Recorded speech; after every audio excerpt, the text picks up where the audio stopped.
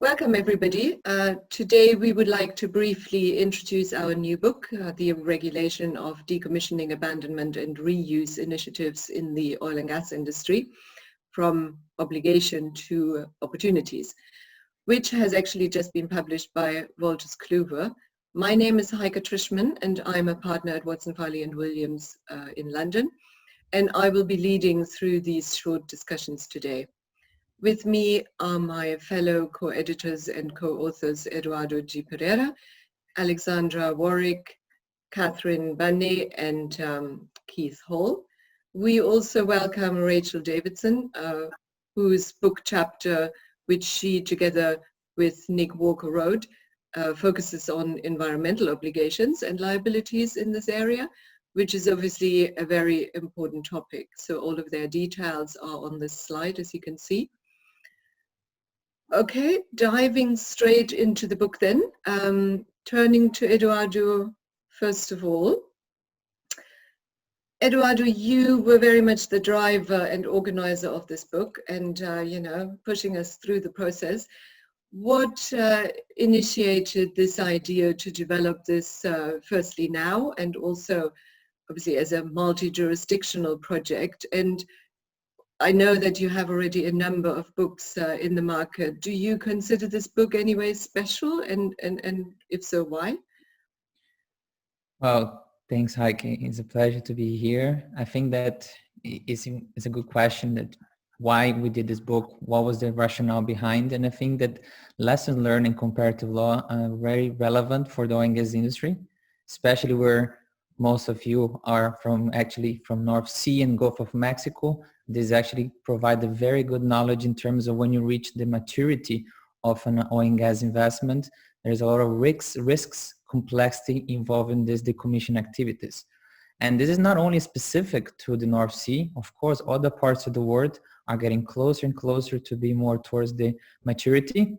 But this comes the rationale behind the book. We don't have a lot of limited books, especially books written about this topic. And this is why I think it was a very interesting experience to try to see what can bring some novelty towards this publication. This is why I put together this group of colleagues and experts from, like you, Heike, from UK, and I have actually Alexandra here from Australia, we have Catherine from Norway, and we have actually Keith from US. So we have this group of experts within their own jurisdictions and even with knowledge beyond as well, that will be able to address in this very special way how we put together this book. We will discuss throughout this presentation here in this discussion more about that. But the key points here is that decommissioning is not well regulated in the past. Nowadays it's becoming a reality that these countries and companies, industry need to address this. But the key question is, how do they do? How different they might be from different countries, different experience, different regulations. However, the foundation of everything relies on international perspective. Yeah, so true. Talking about the foundations of decommissioning obligations, Alex, one of your chapters deals with this. Could you briefly outline what your chapter covers and where these obligations arise, please? Yes, of course, Heike. So obligations in relation to decommissioning arise in international law, in a range of international conventions, including regional and bilateral conventions, although of course many of the more detailed obligations are regulated through national laws. So in our book, we look at the obligations in key conventions such as the Geneva Convention on the Continental Shelf, the United Nations Convention on the Law of the Sea, and the London Convention on protection of the marine environment from pollution by the waste and other matters. We also have another chapter where we explore the obligations under 6 key regional conventions, which include the OSPAR Convention, to which of course Norway and the United Kingdom are parties, and we look at the Abidjan Convention, which covers the the South Central and Western Atlantic coast of Nigeria, and the very recent Malabo Protocol to that convention. We also have a chapter by other authors that looks in some detail at the petroleum guidelines of the decommissioning guidelines of the Petroleum Council of the Association of Southeast Asian Nations. Our book looks at a number of issues and international obligations, although of course we then have the national chapters that deal with the more detailed obligations at the country level. Great. I mean, knowing that the Geneva Convention, for example, dates back to 1958, so these obligations have been in place for some time then. Is there any scope for change? And if so, what do you consider to be the most important issue to be addressed by the international legal regime? Well, there certainly is scope for change, and Catherine will talk about one of the key areas later, which is in relation to reuse and repurpose. But I think the really key obligation or issue that needs to be addressed, and in fact is the focus of many conventions, is the issue of whether offshore infrastructure should be wholly or totally removed, or whether partial removal is permissible, and if the latter, on what grounds or conditions partial removal is possible. So, of course, that question of total or partial removal is of great concern to states, because leaving infrastructure in the ocean can, of course, affect other users of the seas. So, of course, fishing, navigation, and there are concerns, of course, over protection of the marine environment. Structures can degrade in the ocean. So, whether structures are left wholly or partially in place or completely removed does interact in a very complex way with a number of the other issues that we look at in the book. So protection of the marine environment, issues of recycling, reuse and repurpose, the residual liability for harm caused by structures that remain in the sea, and of course very closely related to the projected costs of decommissioning.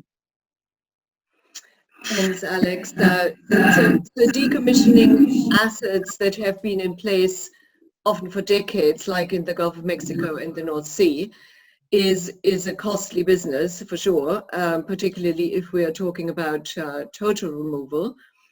So in addition, I think oil and gas companies obviously constantly assess and reassess their asset portfolio, particularly now in light of energy transition and decarbonization. So any particular company may not actually be around to see an asset through from exploration to decommissioning. Eduardo, what has the book found to be the main risks end-of-life asset owners could face with regards to decommissioning obligations, and what tools do they use to mitigate them, please? Hello, Heike. Actually, as you might be aware, that decommissioning is a very complex and costly activity, and the other major concern the companies need to address and be aware is that you don't know exactly the cost until you have to do it. So you might have to plan well ahead of the game, and towards the end of the oil and gas activity, you're more towards the cost versus actually an asset, because most of the production has been actually been produced and you're dealing mostly with liabilities. So the key question is that what should I do before I get to that stage? So what kind of guarantees you have in place to know that you have enough funds to cover these activities, so you don't have to end up dealing with eventually a company in insolvency, for example. That's why it's important to understand the company's capabilities before starting this and throughout the process, the guarantees you might have that, and the practice. And UK actually has one of the leading experience using those decommissioning security agreements. So I think it would be interesting as well, Heike, if you can just share with us your experience relating to the decommissioning security agreements in the UK and how do they work as well. Yeah, sure. I mean, just briefly, the UK's decommissioning liabilities are probably the widest reaching in terms of, firstly, who can be held responsible. So that is anybody who has ever received a benefit from the license, whether they've been, in fact, a licensee or not. And secondly, in terms of timing, because basically liabilities arise in perpetuity, i.e. forever. And the model decommissioning security agreements we have, well, we've had them in place for some time now, but they were originally designed by the government, the regulator, and the industry together to protect not only the taxpayers, but also current and past asset holders from any defaulters in their midst.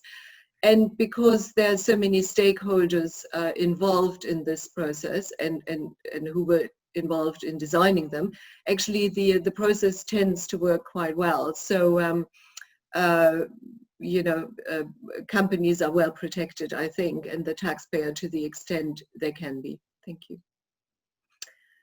Rachel, turning to you then, one way of reducing costs and still comply with the various cleanup and environmental reinstatement obligations could obviously be to recycle offshore assets. And your chapter deals in particular with the issue of recycling vessels. Is that an option more widely available to oil and gas companies, or how may this option be limited, please? In terms of the UK, the EU ship recycling regulation will only apply to some oil and gas assets, for example, FPSOs. Any asset that falls within the definition of vessel under the regulation will be caught by the regime, although those that aren't caught by the ship recycling regulation will most likely be caught by the EU waste shipment regulation, which deals with the transboundary shipment of waste. So either way, when an asset reaches the end of its operational life and is therefore a waste in environmental terms, its decommissioning will be dictated to a large extent by one of those two EU regulations.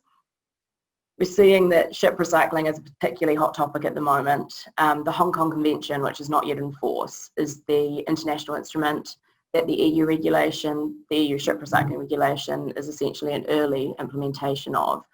And we're seeing a really increased focus globally on understanding the interaction of the various legal instruments in relation to the treatment of waste and ship recycling when dealing with end-of-life vessels. That's really interesting. But what if we can't recycle everything, and we may still have an option to partially remove only? So perhaps we can then reuse or repurpose oil and gas assets. And the book notes that in the US waters under a rigs to reef program, a number of offshore oil and gas facilities have been used to make artificial reefs, instead of bringing those facilities to shore for disposal or even recycling. Is this something that operators need special permission to do, or can any company do this if it chooses? I.e., is this the glorious way forward, Keith? They're going to need special permission. There are two main requirements they're going to have to meet, because the general rule would be that the companies must bring the platforms and other facilities back to shore for proper disposal. The first of the major requirements is that if you're going to put a platform into an artificial reef, that it's only can be done if it's an artificial reef that's being built and owned by one of our subnational units of government, one of our states, off its coast. And that's going to be has to be a published plan of how the state's going to do its reef. So this ensures that there's a good plan for the artificial reef, and that you've got support of the local state. And then the second requirement is that the federal agency, the Bureau of Safety and Environmental Enforcement, that regulates safety and environmental issues for the offshore industry, has to approve putting the platform into the artificial reef instead of the usual bringing it to shore for proper disposal. There are some other technical requirements, but those are the two kind of big picture requirements. So how many old oil and gas platforms have there then actually been used in constructing artificial reefs in the US? The federal regulator publishes information on this. Unfortunately, they're not always up to date in their publication, but as of April 2018, their count was about 532 platforms had been put into artificial reefs instead of being brought back to shore. Wow, that's quite, well, sounds a lot anyway. The book identifies reuse and repurposing amongst the opportunities offered by decommissioning more widely, and we have a special chapter on that. Catherine, do you think we have the sufficient regulatory incentives to foster reuse and repurposing of oil and gas installations, more widely, particularly outside the US? Have you identified some best practices in the book since you've written that chapter? To reuse for the same purpose or repurposing for a new purpose, and we describe some of them, is, as you say, of increasing relevance in many decommissioning projects, although it may only be realized in a limited number of cases. So reuse and repurposing may bring valuable contribution to different policy objectives and industrial processes, but it appears that it is not an obvious objective of decommissioning regulation. If we look first at the international regulation of offshore decommissioning that Alexandra presented a bit earlier, it favors complete removal or fixed installations, and only as an exception allows partial removal or the reuse repurposing if duly substantiated. So it's quite limited. When we take the example of the North Sea countries that have advanced a lot on that issue, not all of them, but some of them that are described in the book are in the forefront, reuse is often addressed for the first time when the draft decommissioning plan is elaborated, which leaves a relatively tight window of opportunity to find reuse and repurposing options, if not envisaged in advance by the licensees and the owners. So it's quite limited. There is therefore a need for a more coordinated and holistic approach to reuse as part of the decommissioning legislation and policy, and that is what is argued in the chapter. And it also stresses that reuse makes concrete advancement for a better management of the projects, and the chapter in question makes concrete recommendation on how to advance legislative reforms. Should we have a dedicated reuse decision? What about the terms of second liability? So to sum up, promoting reuse and repurposing should not undermine the established decommissioning regime, which is often a complex architecture of check and balances. But at the same time, the legislation must provide further incentives and enable reuse projects, which is not necessarily the case today. And I talked about the North Sea, but I would also be quite interested in how well the Rigs to Reef program that Keith mentioned just before has worked in the US. Yeah, it's worked quite well in the Gulf of Mexico. Some of the things going in favor of the program is that particularly off the coast of Texas and Louisiana, you're dealing with states that have a lot of working relationship with the oil and gas industry, because the oil and gas industry is a big part of the state. And so you have a strong working relationship, which is good and important, because the state has to accept the has to have the artificial rig program as part of its own reef program that the state owns. The other thing you have going there is public support, because the commercial and sport fishing industries are big, and there's a widespread impression and buy-in that the artificial rig program helps fish populations. So you have this other major industry supporting it, and so it's worked quite well there. And that's where we have more than 90% of the rigs that have been put into artificial reefs are right there in the Gulf Coast states of Louisiana and Texas. And in fact, all the remaining 10% are off the coast of some of the other states. And I'd contrast that with, say, the coast of California, where you haven't had any artificial reef programs approved and where you don't have the same conditions. So it's worked well in the Gulf Coast, hasn't gotten off the ground elsewhere. That's really interesting. So Eduardo, does that mean that reuse, repurpose puts an end to the oil and gas companies' liabilities in respect of their assets from the time they are taken over by the new reuse owners, for example, or do residual liabilities still present concerns for the relevant stakeholders. How do the various jurisdictions we cover in the book deal with this liability? That's an interesting question, Heike. As we discussed briefly before, that who bears the responsibility for decommission is a major issue. And this is certainly the case here with this residual liability, because quite often what we managed to find out in the more than around 24 jurisdictions we cover in this book, that this is not well regulated. Of course, the general assumption that the contractor will perform the decommission activity or revert the facility back to the government, the case might be. However, if it is allowed, as I think was addressed briefly by Alex as well, and if you read more details into her chapters as well, the international parts as well, you see that it's possible that you might allow to leave partially on the ground in situ.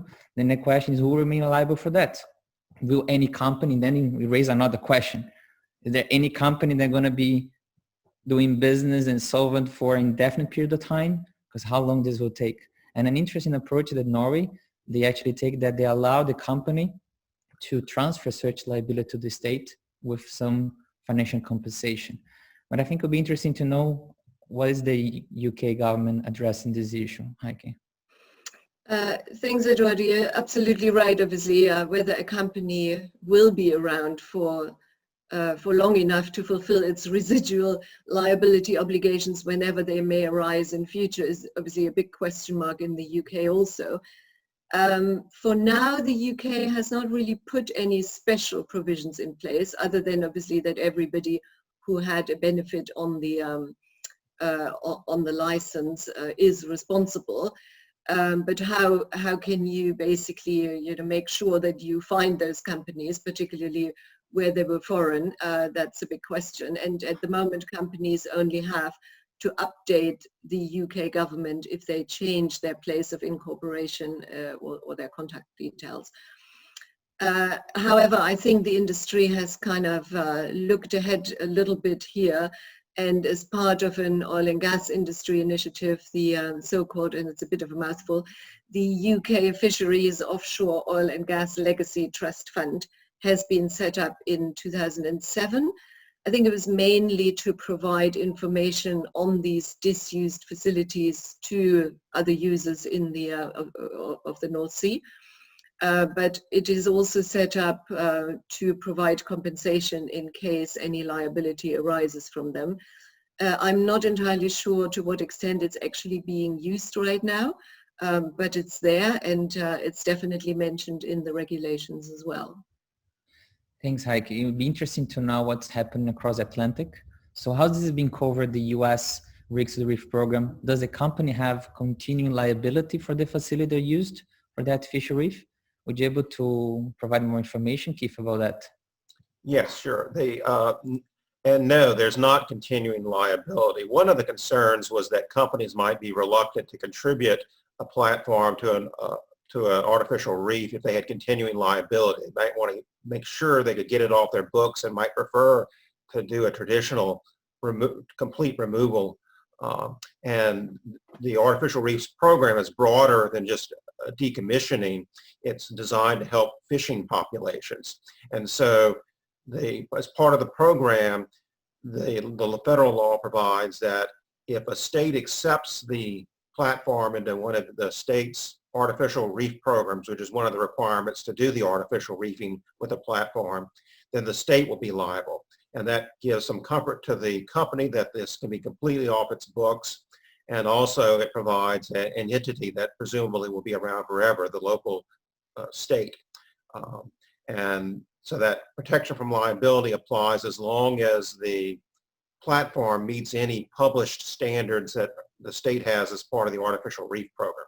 But with that last small caveat that it meets the published standards, the company no longer has any residual liability. Right, thanks, Keith. And actually, Heike, if I may as well address your initial question, what does this make this book more original? It doesn't make any difference, because yes, I've worked in a couple of books before that have been published, especially edited. But also what's really special for me here as well is the first time I have worked with 4 co-editors as well, from so many different experience, from practitioners, from academics, from different parts of the world. So that's fairly unique as well in this book as well. It was a very long journey, but very pleasant as well. That we could even keep talking here. We had here Keith talking about US experience. We can have Catherine discussing about the novelty in the book that she addressed about the residuals or the reuse, repurpose, which is something that many countries are yet to address this as well.